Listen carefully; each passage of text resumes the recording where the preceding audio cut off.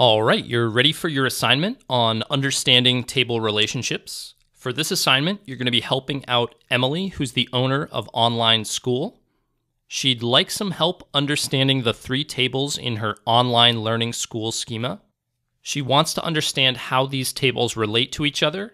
So you'll need to dive in, take a look at the three tables, and help her figure out what the primary key is for each table, whether there are any foreign keys on each of those tables, and then explain to her how the tables relate to each other and what type of relationship exists.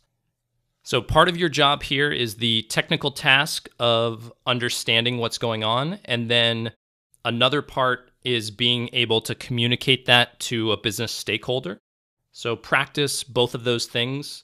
Think about what's happening, dive into the technical, and then think about how you would frame that to someone who isn't quite as technical as you are now. Some helpful hints: run Use Online Learning School to set that as your default schema, and then run these select stars to see the data that's in the three tables. Give this a shot on your own. Hopefully you can struggle through it and get to the solution and figure out the primary keys, foreign keys, and the relationships, and then come back and watch the solution video to see me walk you through it. Good luck.